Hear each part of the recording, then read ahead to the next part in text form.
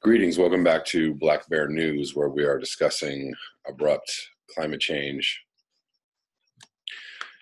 and general mayhem coming our way, whether it be environmental, political, social, economic. Bad things afoot. Strange things afoot. Dahr Jamail coming right back with another article. I think I just read a Dahr Jamail article in my last couple of videos. This is from today. As Antarctic melting accelerates, worst case scenarios may come true. Some of the world's most profound melting of glaciers is happening in the Antarctic and is invisible from above. According to a study recently published in the journal Nature Geoscience, the underwater melting of Antarctic glaciers is now occurring at a rate that is doubling every 20 years.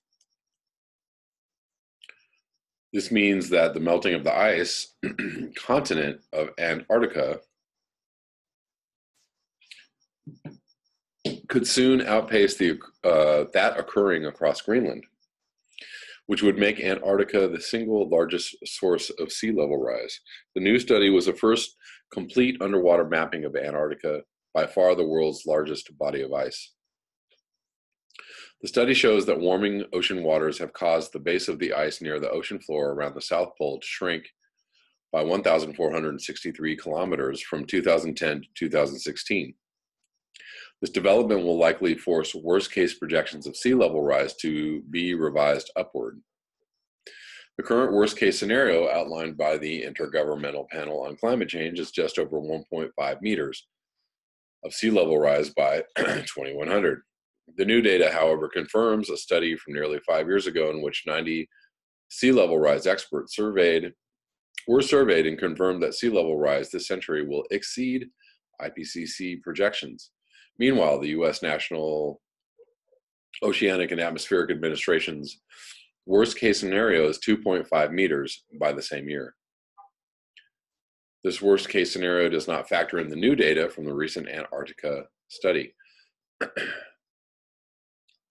The study, based on an analysis of satellite data, found dramatic changes happening across 8 of the major glaciers in Antarctica due to warmer ocean water underneath them.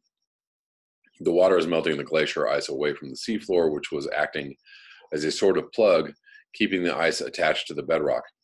The study showed that the ice, which has been receding by nearly 200 meters per year, is causing the land-based ice to speed up its shift toward the sea, hence increasing sea level rise projections. The study also warned that this phenomenon suggests a widespread pattern of rapidly increasing melting all the way around Antarctica. We're seeing this all across the ice sheet. University of Leeds climate researcher Hans Conrad, lead author of the analysis, told Inside Climate News. As the grounding line of the ice shelves moves back, the inland glaciers accelerate and raise global sea level. The rate of retreat of Antarctica's 8 major glaciers has now accelerated to 5 times the historical average, according to the study. Sea level rise projections of more than 3 meters are currently being openly discussed. A 2017 study by Cornell University shows that rising seas could result in 2 billion refugees by 2100. That is 1/5 of the total projected global population of humans, which would be 11 billion by then. Moreover, that data is based on the current lower sea level rise projections. Predictions may well increase in the near future. May well increase, as in absolutely will increase. Again, the rate, doubling. What is it? Let's go back to this. Doubling every 20 years. So if that rate continues, how possibly can anything be still viable in say 40 years? I don't know. Anyways, a short article there by Dahr Jamail. I'm going to read this other article by phys.org. This is going to be a rather short video, I think. 2 degrees no longer seen as global warming guardrail.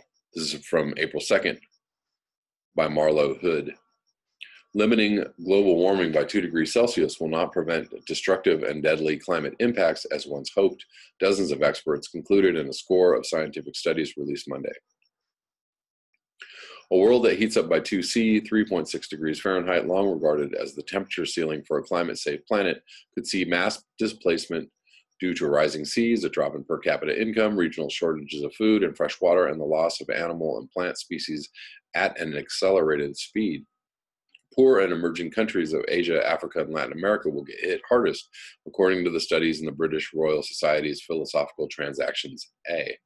We are detecting large changes in climate impacts for a 2°C world, and so should take steps to avoid this, said lead editor Dan Mitchell, an assistant professor at the University of Bristol. The 197-nation Paris Climate Treaty, inked in 2015, vows to halt warming at well under 2°C compared to mid-19th century levels and pursue efforts to cap the rise at 1.5°C. UN Secretary General Antonio Guterres on Thursday said climate change was the most systemic threat to humankind. With only 1 degree of warming so far, plus or minus 0.5, or just plus 0.5 maybe. Earth has seen a crescendo of droughts, heat waves, and storms ramped up by rising seas. Voluntary national pledges made under the Paris Pact to cut CO2 emissions, if fulfilled, would yield a 3°C world at best. The treaty also requires that by the end of the century, humanity stop adding more greenhouse gases to the atmosphere than oceans and forests can absorb, a threshold known as net zero emissions. How fast we get to a 2°C world is critical, Mitchell told AFP. If it only takes a couple of decades, we will be in trouble because we won't have time to adapt to the climate. Among the conclusions found in the new studies, economic growth, researchers led by Felix Predis, an economist at the University of Oxford, predict that 2 degrees of global warming will see GDP per person drop on average 13% by 2100, once costly climate change impacts are factored in. Let me just let you know, by 2100, there will be no such thing as a GDP.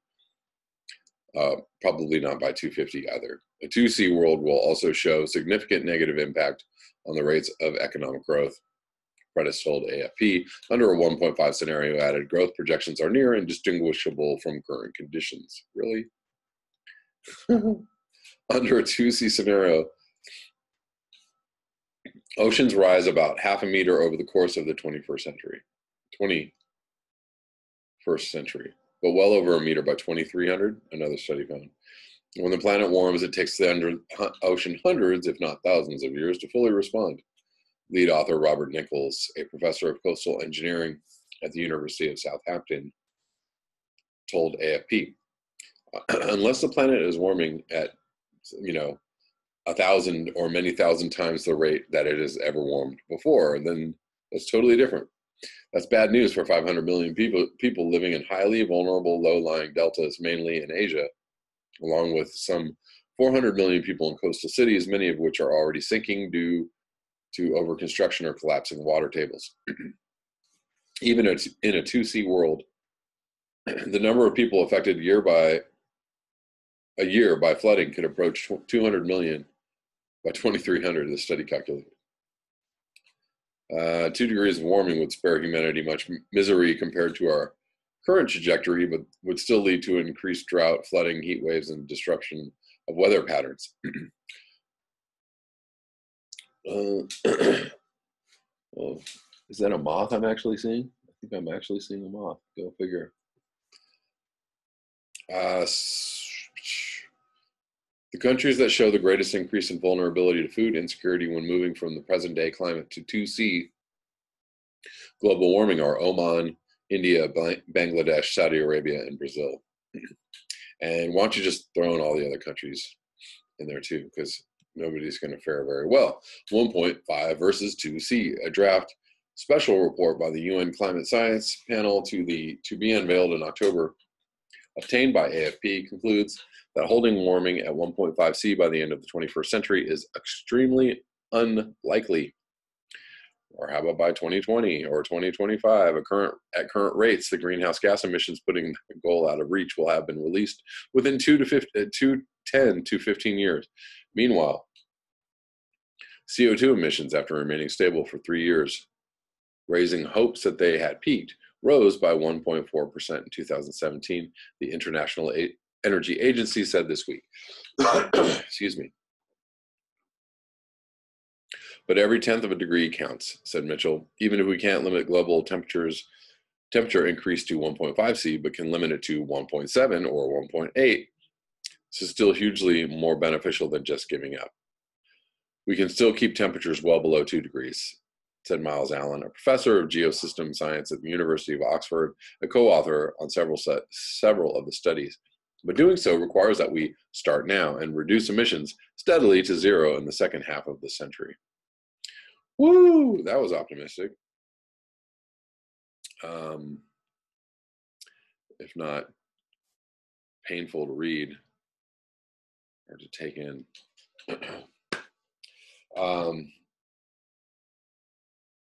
Yeah. 2C is not the guardrail. What is a guardrail?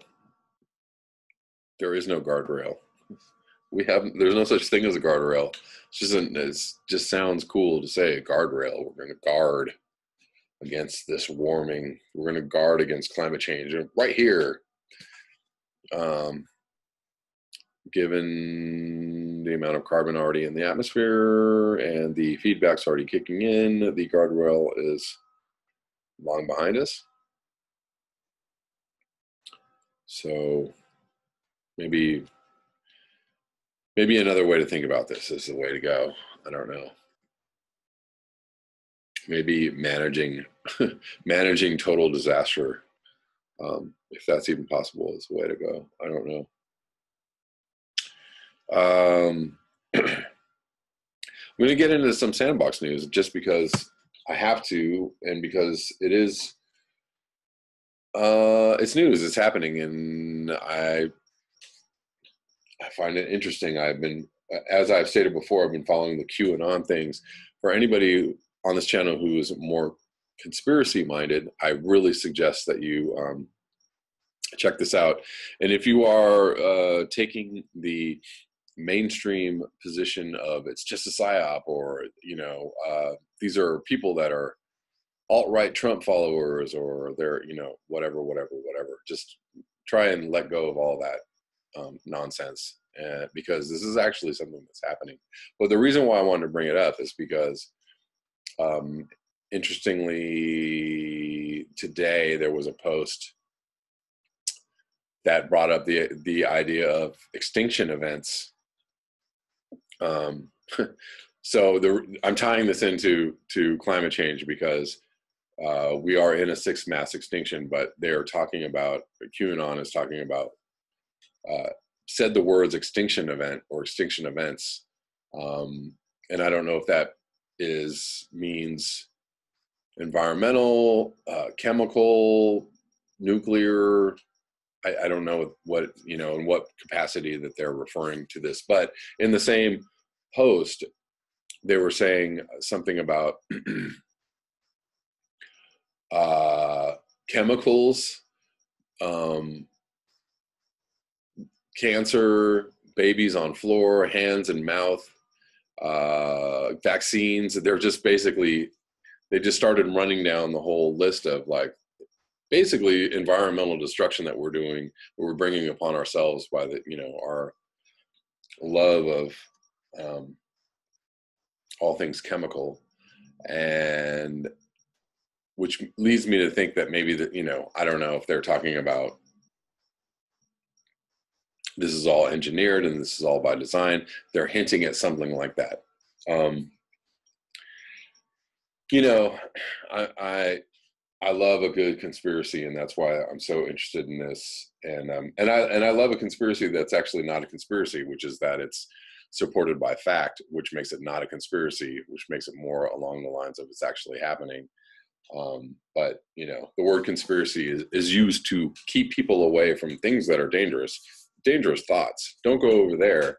Those are conspiracy theories. Anyways, just bringing that up because, you know, the things that are going on, the things that are things are ramping up, as far as what's going on with the Mueller Russia-Trump investigation, and it seems like it's going this way, and then all of a sudden it goes this way. And there was some, you know, I think recently that there was something in the mainstream news about Trump is not under criminal investigation, or he's not a target of this whole probe, which is, you know, interesting considering everybody is kind of thinking that he is the target of the probe. And they mentioned that on QAnon. He said they were not supposed to let that out.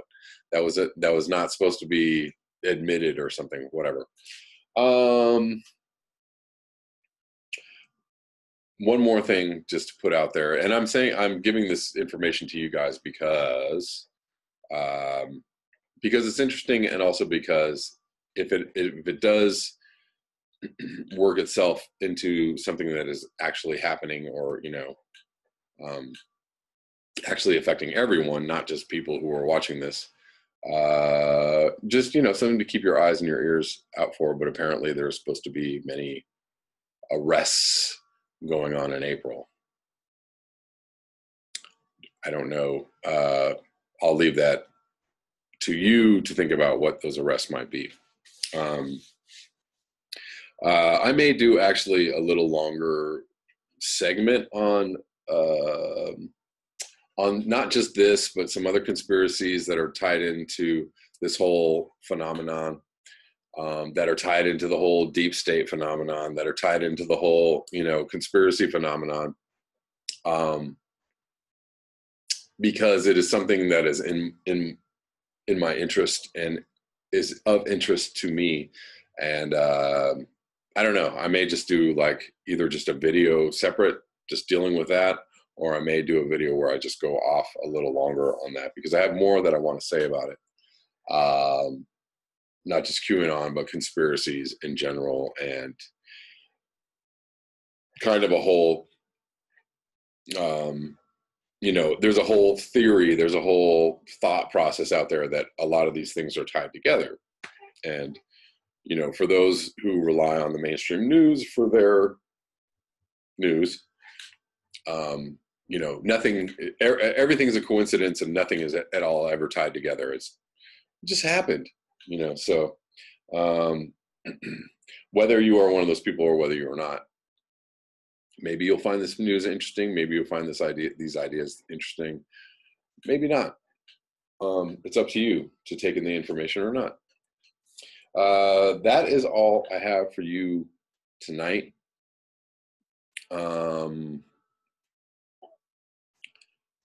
I just want to say we'll see how this year shapes up.